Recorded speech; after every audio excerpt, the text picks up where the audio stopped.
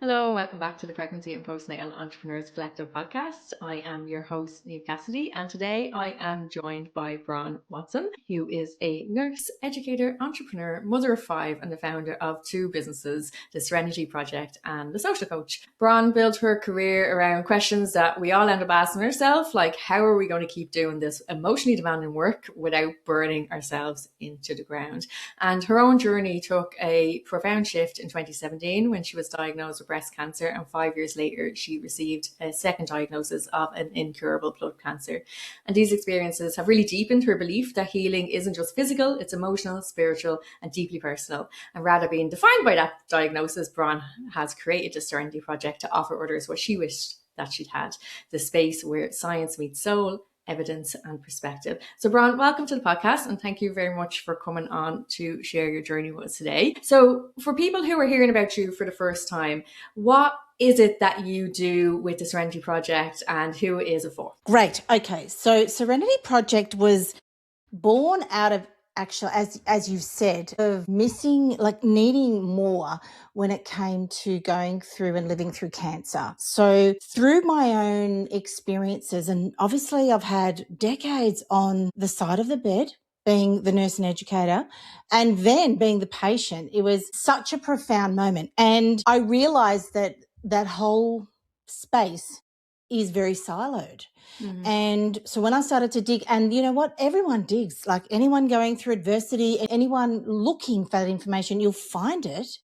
But how do we know that it's okay? So the Serenity Project is what I call the third space. So this is for people living through cancer, whether it be their friends, their loved ones, a professional. It's just about providing that third space, which is where science and soul meet with evidence and perspective. So perspective comes because I've got over 30 years of experience in that space.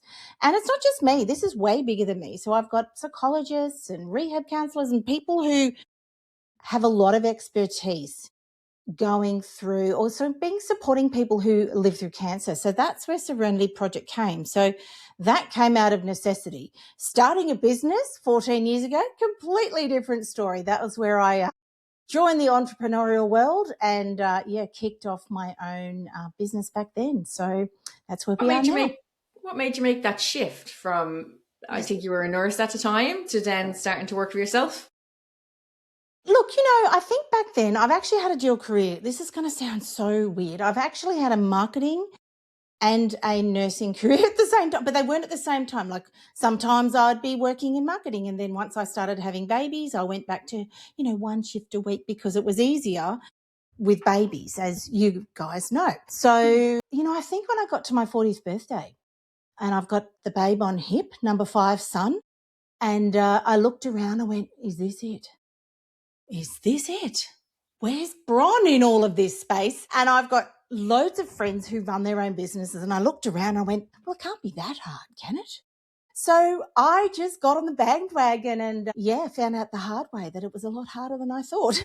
I got some business mentors, and honestly, it was such a shock because I just thought, you'd build a business and people would just buy stuff. Listen, and I think every client I meet feels the same. And it was my own way I came into it as well. It's very much, well, I have this amazing thing that I can offer, and here it is, and just waiting for people to show up. Where are they? And it was like, okay, I've missed a few parts here.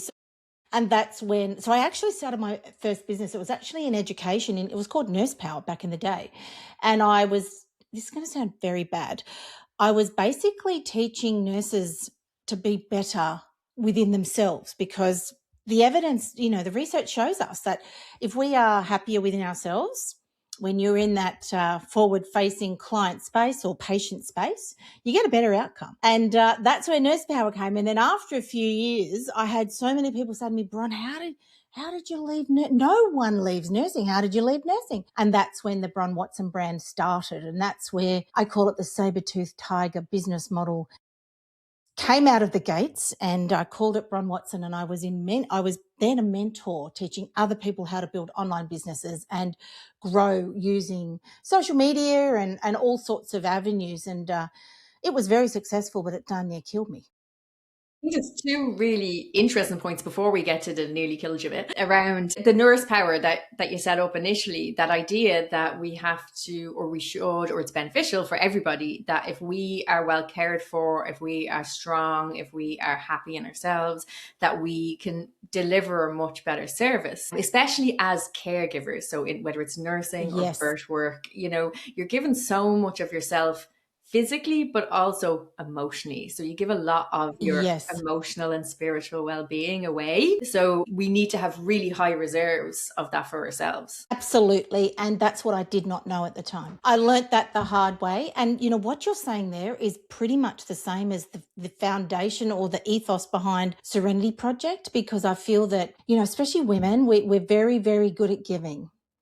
Coming from nursing, coming from a mother with 5 children, I gave a lot, and I didn't realize that my battery would go low. And it wasn't until breast cancer in 2017 that I was made to stop. We put our phones on charges. We don't even think about it. For me, so I can't talk for anyone else, but I know for me, I wished I had learned the How to Look After Myself 101 as a business owner and an entrepreneur first, and then built sales funnels. It's so important. Because I think I would have done a better job. I really do. Yeah, and it's one of the reasons, I suppose, why when I kind of started the collective and this podcast, that part of it was about giving the tips and the business end to people, but a lot of it was what I had learned as well, was that there's two other really important strands. There's your mindset and how you feel as a business owner and coming into the work, and then there's the self-care part of the keeping yourself whole and safe and well so that we can do such emotionally charged work. And that is what I did not have. And I learned that the hard way. So I'm just so excited to hear, Neve, that you are doing that, because that self-care, I've actually was even journaling and writing about it yesterday, about self-care, because during those years I did grow a very successful business. I did everything that my mentors and everyone online told me to do. We grow the followings, and we do workshops, and we run retreats, and we do online courses. I did all the things. But in my gut, I knew that it wasn't quite right, but I didn't listen. I was too busy. Too busy giving to all my clients, and too busy giving to my family. I had lots of energy. Obviously, my 40s, I was kicking some great goals, but it came at a cost. And that's why when you and I have connected, I went, great, because this is the most important thing I believe in business, and is to make sure that your cup is full, especially when you are in that patient space and birthing. And I know as a mother of 5 and as a nurse, because I did many, many months in maternity, man, it's intense. It's a lot going on. And where do you come? Where do you fit in all of that? Absolutely. And you said just for your own journey, then you had that kind of forced hard stop when you got sick. So do you want to tell us a little bit about that?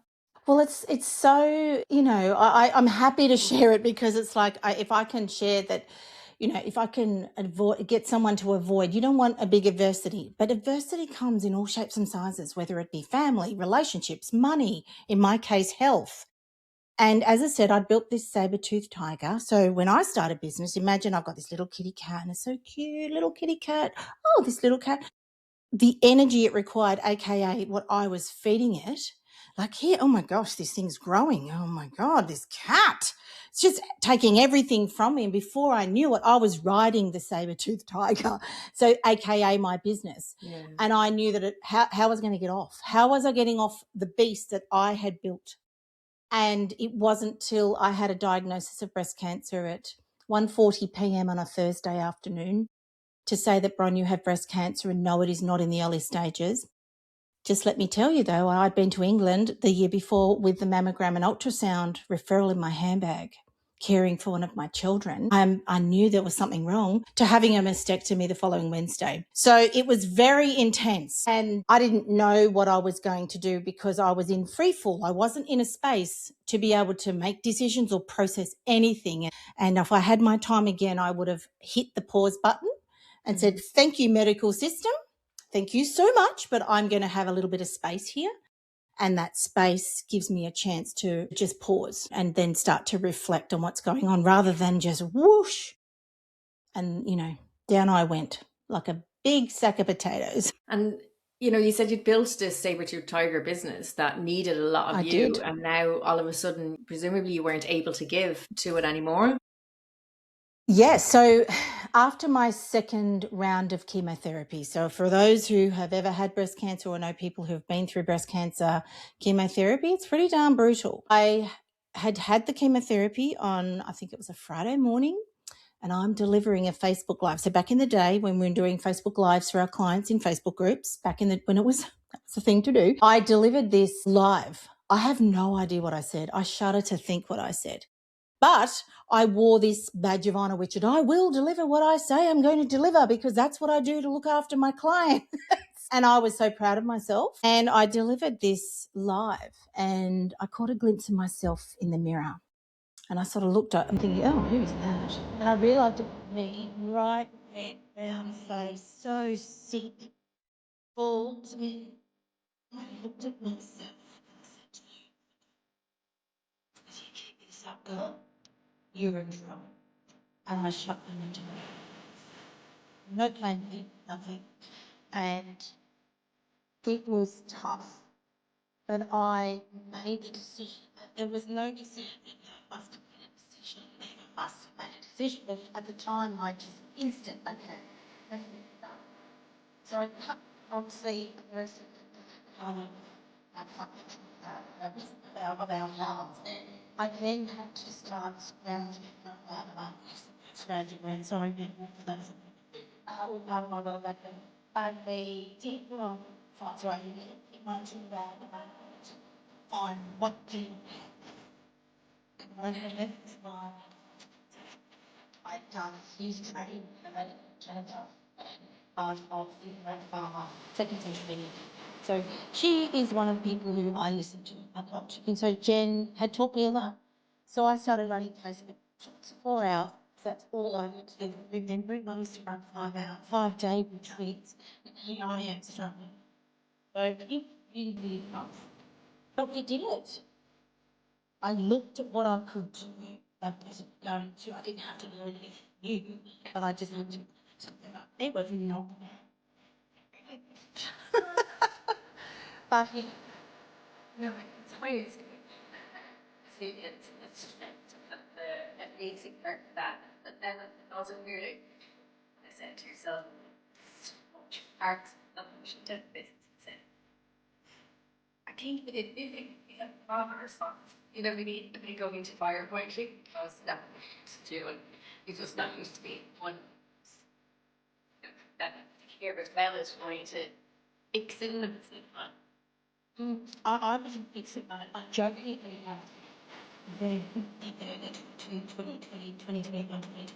Yeah, 2021, 2020. They used to call me Mrs. Fix-It. So here I am. I've learnt all of the things that a diagnosis of breast cancer teaches you. And I then came out of that. I did a lot of work on myself then. Let's just put it out there. I did a lot of work. And I came out of that with rebranding the business. It was then called the Social Coach. And so that's where I started to work with people on their social media, small business owners, in a very unique method. I call it the Bron and Co method. And that method is something that I've learned over a very long period of time. And it's pretty cool. But besides all of that, I was still Mrs. Fix-It. It wasn't till the diagnosis of the multiple myeloma, the blood cancer, which is incurable, in 2023, that I really, truly have been, this is going to sound kind of odd. I don't want to use the word blessed, but I am grateful. I am grateful. So gratitude and grief can coexist. And I'm grateful that I have had this opportunity to truly learn what self-care looks like. And yeah, self-care now isn't just, massages and in our case, heading up to Byron Bay for a retreat. Self-care is saying no to a client. It's saying going to a birthday party and being truthful to say why you're leaving. It's speaking your truth. And that's not easy. No, I was just going to say, and it's something, sometimes parts of it, like the speaking the truth and kind of being clear with boundaries, is something that we as women in particularly struggle with, or because in caring professions and service based professions. So even when you moved on to nursing, when you're serving clients, you're still in Mm. a service based profession. So doing the saying no, implementing the boundaries in both your professional and your personal life. Oh, definitely. Yeah, it's not, and it's listening, right? So to me, because I was so busy, and with the children, and even now they're 17 to 27, and one's in Japan. They're all doing their things, all still needing their mum. I want them to be a part of my life, so they're part of my life, and I'm very proud to say that we have great relationships with all our children. But it's more than just the word self-care. It's looking after yourself. It is selfless. It is not selfish, because during those times pre-breast cancer, I'd look at self-care, I'd think self-care and go, oh yeah, whatever, serums, massages, whatever, journaling. Whereas now I have a very different view on what self-care means and what keeping my cup full. Remembering, here we are having a conversation. Obviously, I'm living in a very, very surreal place in some ways, with a curable and an incurable cancer, and still 100% looking after me first. And it's taken a lot to learn that. It's more than resilience. But back in the Mm. day, I was the relentless person. Why? You set the goals, you set the business goals. We're going to do this, we're going to do that. You'd know, you'd hear it all the time. And they're great. But now, my only goal in business and life is the word healing. Is it part of my healing path? Yes or no? And it's just, I don't know how to describe that. It's sort of quite free, because I've Mhm. I've brought it back to what matters. I've brought it back to what matters, and to me, to me. So yeah, it's an interesting time. And it is about, we were talking earlier about that stepping into working for yourself, first of all, and the free, the idea that it gives you more freedom and all of that kind of thing. And then a lot of the time we go into this hustle and, work hard, work hard, work hard. And eventually that gets to everybody. You know what I mean? If you keep that up, it's going to get you somewhere. It's just not sustainable. It's not. And what can what we kind of need to look at and work through sometimes is what's important to us. You know what I mean? So why am I doing this? Why am I running this Yes. business? And why am I working for myself? You know what I mean? And then being able, for you, that's healing is at the center of your journey. So for people being able to understand either their ethos, their mission, whatever it might be, but always bring it back to that. Does this serve me for what I actually want? Yeah, and I wished I'd known this. So because I had built this most amazing business on what I thought, which was based on what other people thought, because I was watching other people in my space going, well, that's what they're doing, so then I'll do that too. And I was good at it. I loved it. But it's still, at a gut level, it wasn't right. I knew it wasn't right. And I feel that what you're saying there, coming back to what's important, is the most important thing. And you build that business around the people who you do want to work with, not the ones you don't, not the ones you just happen to get, but really start focusing and honing your craft on being able, because in Australia, the barbecue, we all go to the barbecue at each other's houses, and we call it the barbecue test. And it's literally, when it comes to building those businesses and the people that I get to hang out with now, it's like they pass the barbecue test, meaning that I will invite them to my house to come to the barbecue and get to hang out and chat and be real. To this day, I've still got amazing people who are my friends who were clients 10 plus 12 years ago. But I think it's being so clear on what's important, and understanding that you can build that business around that and be very successful at it. You'll actually be more successful, I believe, when you do that. I agree, and that's I think the lesson that people need to hear sometimes, because sometimes this busyness, this taking everybody on, is a fear that, well, if I don't get all the clients, or if I say no to anybody, then there won't be somebody tomorrow, or there won't be someone else to fill that space. Whereas when we really settle into what is it that we want to do, who do we really want to work with, Yes. things become easier and we become clearer and we communicate our message better, and then more of those people that we want to work with come through. Look, traction builds traction. So, and one thing that I would encourage your listeners and those who are building their businesses, ideal customers, or those beautiful people at the barbecue, it happens over time. It doesn't just go, voila, there's your ideal customer. No, I believe it comes with time, and that's the thing. We all want it now. And in business, sometimes we've got to just go with what we have and then work through it. And I think from our conversation here is that when we do look after ourselves through that process, because you know what, when you are growing your business, yep, you got to do some bookkeeping and some accounting. Yes, you got to do some sales funnels, and you've got to do some email marketing, and you've got to do some social media, all of the things that you may or may not like. I suck at numbers, so the quicker I could get a bookkeeper, the better. But it took time, and it's taking the emotion away from that. And I feel that's the most, but that comes with protecting of yourself and knowing what your strengths are. And like, I know my top strength in business is strategy. So I'm really good at, envisaging stuff. But I am not the best when it comes to ticking all the boxes. So I have people who are those kind of people around me. But when it comes to adversity, when it comes to those things that come that you never are prepared for, when you've got that foundation of who you are and who it is that you're working with, if that's bedded down, the adversity is going to be easier to work through. We can't get away from them. Got to work through it. From everything that you've been through and from all the clients that you've worked with, like, how do you think people best set themselves up for that because it will be a when something comes up that means that they can't work for a while, or they have a major challenge within the business that kind of stops everything for a period of time. Like, how do people prepare themselves for that and be ready in case something comes without, constantly worrying? Without wishing on it. Yeah, I agree, because, I was taught through my mentors, Bron, you don't have a plan B, because that means you're not sure your plan A is going to work. What we're talking about here is a plan B, is having such a great, wonderful structure.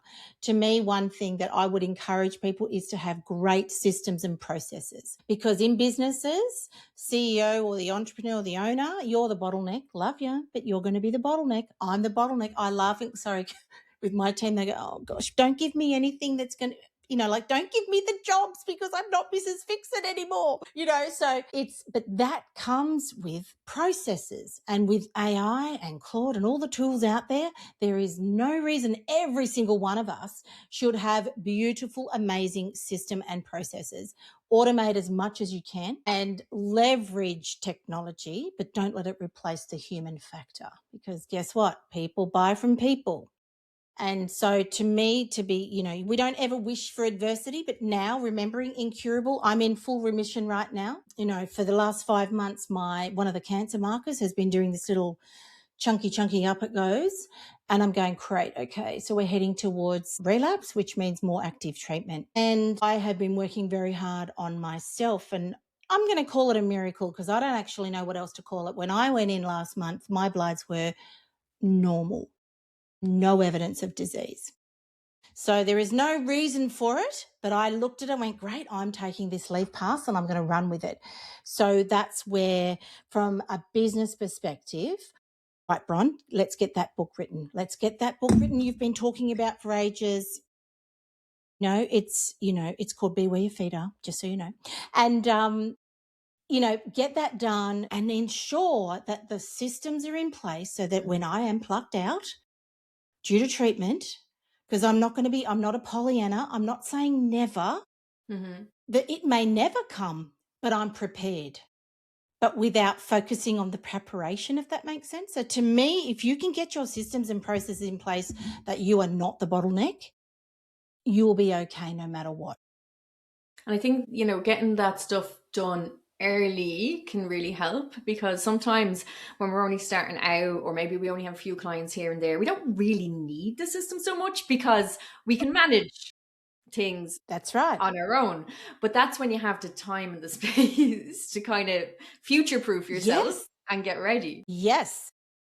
And especially with what you guys, your market and where you guys are, it's about positioning yourselves and being able to provide the best beautiful care in your own unique ways, which is, to me as mother of five, I've been on the receiving end of that. And I love that. And to be able to build that so that whatever your goals are, you've got a system and a process to back you up for you to be able to go and do what you're good at. And, like I suck at video editing. I mean, yep, I've got a marketing agency. I'm lucky. I mean, I feel very blessed. I've got someone who loves video editing. Thank the Lord for that. But can I do it? Yes. Have I learned to do it? Yes. Did I teach her to do it? Yes. So it's just an insert whatever that is in your, just insert, whatever that is in your business or in your life. Oh yeah, I just feel that there is such beautiful tools out there now to be able to build it, whether you've got 2 clients or 200. Not that I think you'd have 200, but you know what I'm saying. I'm just put your number there. Yeah. That it's very smart to, when you have the time, that's where you go and do some research and do some really, and you won't know what you don't know. And that's the hardest thing when you're building and when you're starting out, is you don't know what you don't know. So you're going to go find some people who do know what they're talking about, and you're going to learn from them and hang out in their communities. That's what would be my word of advice in that space. I 100% agree. That's very much kind of what finally helped me, I suppose, when I was growing my business in lactation and antenatal education. There was this trying to do it all on my own. Initially, if I build it, they will come, and then they didn't. So trying to figure out, well, okay, how do I make them come, and learning loads of different bits. But it was only Yes. really when I started getting support from somebody else who had been there, done that, got the t-shirt, that really started to click and help. And it's really why I do this, is to help other people get, you are helping, the same support, because we don't have to keep reinventing the wheel over and over again. We Somebody do else not. has been there. They have, and you tap in, So Jennifer, the lady that I learnt from, I got her to, if it's going to work for Barack Obama, it's going to work for me. Just saying, you know what I mean? Like, you find people, and that's where I love finding people who are experts, I've worked with Wendy Babcock. She's wonderful at helping, deliver on stage and do stories on stage. Yep, tick. Done that. Now we're up to the book writing. And then it's like, well, I can self-publish, I can work it out, but I will find someone who is going to help the self-publishers out there, So absolutely, because it saves time. And the challenge, of course, is who, you want to go, go on AI, go on Facebook, go Instagram it, wherever you want to go. There's going to be a gazillion options. But this is where, when you know how you want to show up, you will attract the right people into your world. And that's where collectives come together. And don't go it alone. Even with adversity and cancer, don't go it alone. It's very easy to shut down and be on your own. And that's okay for a time, but it's not okay long term, because it's a big load to carry. And sometimes, like that, it's something that maybe we want to do for different reasons, whether it's in our business or with our health, and when things are challenging. But the natural human response is actually to look for collective, is to look for support, is to look for community. And we have always learned from elders. That's how society has functioned and grown forever.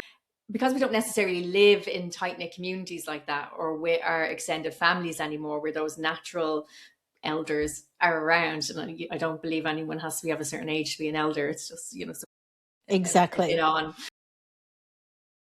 We have to create those communities for ourselves these days often, and find the people who can be the elder of the work that we want to do or that we need support with. Agreed. That's the whole point. That's the reason why I started Serenity Project, because I just kept looking, and now I've met the most amazing, beautiful people. Like, my network was big already, not just Australia, but into the US, whereas now it's just around the world. I've just met this most amazing, beautiful people who do incredible things. And it's literally putting the lines, putting the dots together, because that's where collectively we can bring about, in my world, bring about change. And the change is that when you walk into a cancer institute and they give you your treatment plan, here's your treatment plan, but over here we've actually got the roadmap. And that's where Serenity Project sits. Here's your roadmap. So all of the things that you would need to find, and in terms of, interestingly enough, that whole process is actually not that different from when I was building my business. When I was learning, after 14 years, I've learned a lot and I've got a lot more to learn, but I learned that, it's about that looking for. So, for example, in the cancer space, if you've got 100 people, 20 people are going to go, okay, well, that's it, I'm done for. And they will literally curl up their toes and let the disease do the thing, right? Then you've got like 60 people in the middle. They're the ones who, what I call the passive bystanders. So whatever comes to them, you'd see it in birthing, you'd see it in lactation. They just take it on, and they'll just go with the flow. So what I call a passive bystander. So then there's 20 over here. They're the ones who go, hang on a minute, there must be more. I'm looking for more. That's where I'm playing. And it's at 20 out of 100. They're the people who I want to talk to, because I want to hear what they're doing. I want to hang out. I want to tap into their belief. And as I said before, I use the word healing because I had a curative diagnosis, and now I have an incurable diagnosis. Everyone can go on a path of healing. Everyone, because not everyone gets to cure. Not everyone gets a cure. So I'd love to see the word cure taken out. We're all just on a path of healing, and let's see how that changes the mindset of those who are walking through those doors. So that passion is no different to when I wanted to grow, when I wanted to help business owners grow authentic, true, awesome businesses that were just perfect for them, even though I didn't do it. In hindsight, I did. But I didn't listen enough, whereas all I needed to do was just hit the pause button and go, hang on, Bron, you need to slow down here. And it's absolutely okay. The world is not going to end. So, yeah, that's me. And sorry for rambling on there. Okay, I think that it actually was a really clear description, that the 20% that you're talking about, because that 60% in the middle we'd be very familiar with as well, in that a lot of people going into their birth journeys, they just hand over the experience to other people, so to their care team, as in, I'll just turn up, you tell me what to do. And then there's probably the same, the 20% who are like, no, I want some input in this. What's my roadmap? What can I do? How can I support myself to ensure a better experience for myself? And generally, that's usually the people we work with as well. Exactly. I like to say, I am the CEO of myself. I'm the CEO of Bron. And who's on my executive committee? Well, I've got an energy healer. Her name is Kerry. She's been amazing. She's been a lifesaver. And then we've got the executive committee, and then we might have the remainder of the committee. And that's where my specialists sit. They're not at the top. Why? Because I want them a full rounded, and I'm the CEO and I want to make the decision. I'm not walking in taking over, because I'm not the scientist. But guess what? I know a scientist who can help me unpack that. So it's when you're the CEO of yourself and you have that and you claim it and you take the courage, because it takes a lot of courage. Even being an entrepreneur, you are so courageous, and I'm so inspired and I'm so excited because it's such a huge step. So when we are courageous, that's when, people talk about, hope. And it's like, well, hope, really, it's about being courageous. And remembering what I'm doing is based on the serenity prayer. So the serenity prayer is, God, grant me serenity to accept what I cannot change, the courage to change the things I can, and the wisdom to know the difference. That's what serenity is about. I had one guy say to me just recently, oh, Bron, it's such a passive word. I went, thank you so much for your feedback. I reckon it's courageous. Because it takes wisdom, it takes courage, it takes serenity to bring about being the CEO of yourself. I think that's wonderful for everything in our lives. And I think I'm going to steal the whole being a CEO of yourself, in particular for my antenatal clients. So I teach antenatal classes. Yeah. And we talk a lot about informed decision making and, having the information. So having your scientist, having your healer, having your whoever, and then ultimately you get to make the decision. So I think CEO will work really well in explaining that Love it, concept. right? And I'm very passionate about it, because the more I'm just demonstrating. I say to people, just take, listen if you want. If you don't, that's okay. But take the bits that you need and leave the rest. And if nothing else, think about being the CEO of yourself in your life, in your business, and who's on your executive committee, who gets to have an opinion, and then who else is going to help round out making that decision, and remembering that no matter what decision you make, it's going to be the right one. Remember Henry Ford? If you make a decision, it's always going to be you will make it right. So I think that's important versus not making a decision, which is what a passive bystander does. But they are making a decision by not making a decision, and then get a shock when things go to the wall, And it doesn't mean I don't go to the wall. Let me assure you, I've been to the wall. I've been to the wall a lot, but it's more about what's next. Not next week, not next month, but what's next. What I call it, the one thing. What's the one thing you can do right now? It could be literally, well, I could put the dishwasher on. Great. Go and do that. Because we can totally get stuck in decision paralysis, like I'm being afraid of making the wrong decision, whatever it is, where sometimes we just make it, and then, as you said, then it's the right decision because you've taken action on it and you've done it. Yeah, you make it right. And by focusing on the next thing, just one next thing, not 20 next things, not the 90-day plan with the 321 tick boxes, the next thing. And then the next thing will come. And guess what? That's how you make it right. Because that little bit of, like motivation is not real. It's action, and action will build motivation. And it's a physiological, don't call it a phenomenon, but that's how your body works. So that's why I say just do one thing. Just do one thing. Put one thing away off your kitchen table. Put one thing away, do one thing, send one email. And before you know it, guess what? You've done it all, or you've done half of it, or you've done 10 of it. It doesn't matter what you've done, as long as you've done something for yourself. And it's always easier to just take that next step, whatever that is. And I think, in just thinking about everything kind of that we've talked through, it just really resonates the importance of building for the life we want to have, and not, I'll just do all of this in the hope that one day I'll have the life that I want to have.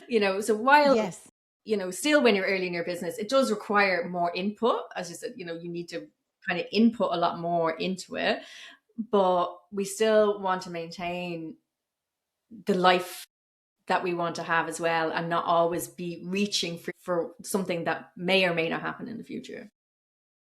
exactly. For your clients, and it's like learning to breastfeed, right? First baby, first breastfeed. Like any mother who's done that will have a very, very strong memory of that.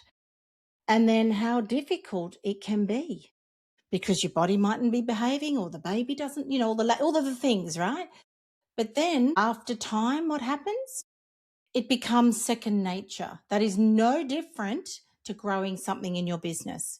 So it does take a lot of energy, mental energy, to learn something. So that's why when we just learn what needs to be done, not all of the things, be very mindful of what the experts are telling you on social media. And, you really want to come to a collective that actually they're walking in the trenches with you. Like for me, I was 5 years ahead of my clients. I'm in the trench, same trench as they were. Still to this day, there's, with my clients in our marketing agency, whilst I'm in the trenches, identical as they are. I've just been there longer. That's all. Absolutely. And Bron, if there was anything that we didn't cover today, or any like final tips, or even nuggets of anything that you wanted to give, is there anything that you'd like to bring up? Well, the one thing I love sharing, and I hope you love it as much as I do, is the saying, which is be where your feet are. So when the shit show starts or when something's happening, just literally look at where your feet are. Where are they? Be where your feet are, feel where your feet are. And then I like to say we want to pause. So while we pause, we can name that emotion that's happening. So in my case, it could be overwhelm, sadness, grief, you name it. You want to name that emotion. When you name it, the evidence, the research tells me when we do that, we provide that space between us and that emotion. And that's where the pause can take place. So like imagine it like this, and I've just pushed it out just a little bit. I haven't taken it away. I've just given myself space in the pause, because then we can reflect. Serenity. God, grant me serenity. Can I change it? Yes or no? Yep. Great. Find some courage to do what needs to be changed. Wisdom. Knowing that. So we want to be able to build that into that pause and the reflection, and then we respond. But it all starts with just be where your feet are, no matter what. When things are hard or even when they're good, be where your feet are. I love that. It reminds me of just all the mindfulness practices, but it's just so simple and easy to explain. When you say be where your feet are, I really like that. So thank you. Yeah. Thank you very much. So it's been my savior when through amazing, great things, but also really sucky things as well. Bron, thank you very much for joining us today on the podcast. And if people want to find out more about the work that you do, where is the best place for them to go?